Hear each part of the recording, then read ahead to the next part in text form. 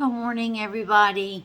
As promised, Michele Andrews is going to bring you the rest of the H's from American Heart Association PALS Chorus.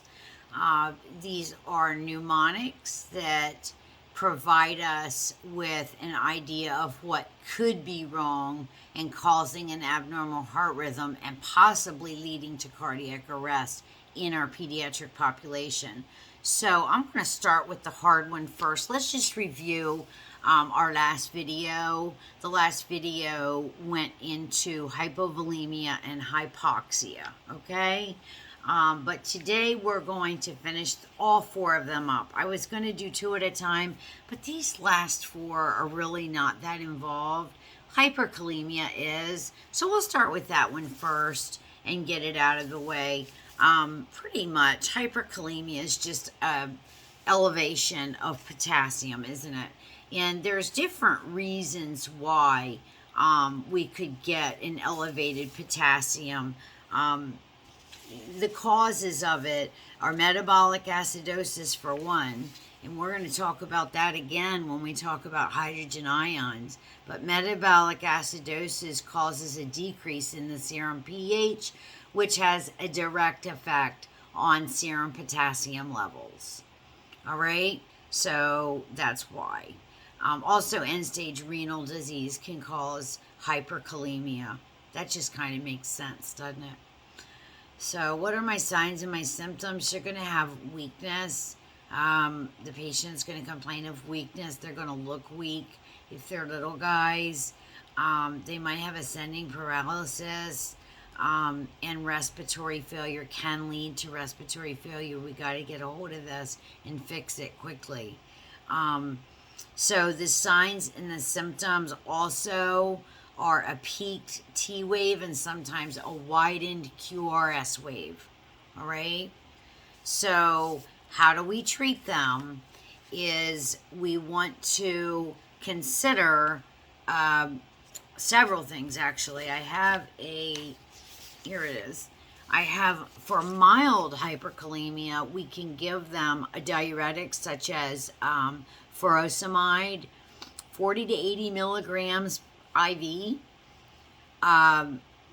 Reskins, we can give Kexalate, 15 to 30 grams to 100 milliliters of 20%. Sorbitol, either orally or by retention enema.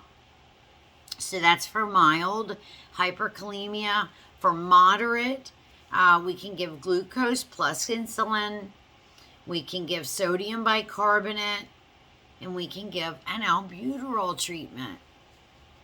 Thought that was interesting. For severe hyperkalemia, it says all of the above therapies should be utilized. But also, calcium chloride 10%, 500 to 1,000 milligrams IV over 2 to 5 minutes to reduce the effects of potassium. All right? Now, that's your hyperkalemia. So we've gone over what causes it, how to treat it. And so now I just want to talk about hypokalemia. And I want to let you know that with hypokalemia, we talked that hyperkalemia causes a peak T wave and sometimes a widened QRS waves. Hypokalemia could present with flattened T waves. All right? And so maybe a widened QRS wave if it got out of control. Hypokalemia treatment involves rapid but controlled infusion of potassium. All right, so giving IV potassium has its risks. You nurses out there know this. So always follow the appropriate infusion standards. Never give undiluted intravenous potassium. Okay? So that's hyper and hypokalemia. See how quick this is? That's why I'm just going to finish all four of them up in this video. Hydrogen ions, acidosis. Let's get to it. There's respiratory acidosis. There's metabolic acidosis. How do I determine between the two? Well, it's really pretty easy. An ABG will be drawn. The pH of respiratory acidosis will be low. right? Because we know that normal pH is 7.35 to 7.45. So it'll be low. It's going to show acidotic pH, but your CO2 is going to be high, indicating that the CO2 is the culprit. Ventilation is the culprit. So we need to ventilate them, possibly with, CPAP, BiPAP, God forbid, a ventilator. But we need to ventilate them in order to get rid of that respiratory acidosis. For metabolic acidosis, it's different. So your ABG is drawn, your pH is low, indicating that there is acidosis there. But the bicarb is the culprit, not the CO2. Okay, so your bicarb will be abnormal, indicating you have a metabolic problem. And there's just a host of reasons why you can have metabolic problems, but diabetes comes to mind, doesn't it? Renal failure comes to mind. So, because, it's holding on to poison, right? We excrete that uric acid, and if you have renal failure, you're going to hold on to it, and that can cause metabolic acidosis. Sepsis can cause metabolic acidosis. I was surprised to find that diarrhea can actually cause acidosis, metabolic acidosis. So there you go for them. I told you what we're going to do. We're going to ventilate your respiratory acidotic patient, and we're going to give bicarb to your metabolic acidotic patient. That's how you're going to treat them. Hypoglycemia is unfortunately a common finding and can cause the patient to become critically ill. So normal glucose levels in a child is 60. Normal glucose levels in an infant is 45. There's your guideline, okay? Or I say normal glucose levels should be greater than. It really should be greater than those numbers. All right?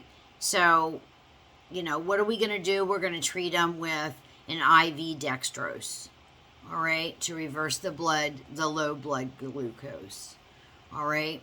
So that's your hyperglycemia. I think we've done 3. We have one more.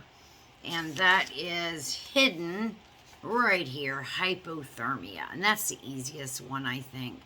Post-op patients, post-op babies, post-op children can become hypothermic. So, also too, if you live in an area where you have a very cold winter, children sometimes just don't realize that they're getting cold. So moms are really good about wrapping them up, and they wonder why. Well, that's why. But hypothermia, how are we going to treat that hypothermia? Well, we're going to give them a bear hugger, and we can warm the fluids, can't we? Best way to warm someone is from the inside out. So we want to get that core temperature back up to 86 degrees Fahrenheit or 30 degrees Celsius as soon as possible. All right? I found this interesting, that the hypothermic patient may be unresponsive to drug therapy and electrical therapy until they're warmed. So we want to get them warmed as soon as possible. The next video is going to discuss all 5 T's. We're going to go over cardiac tamponade, pneumothorax, we're going to go over toxins, we're going to go over trauma, and then finally we're going to go over our tooth thrombosis, right?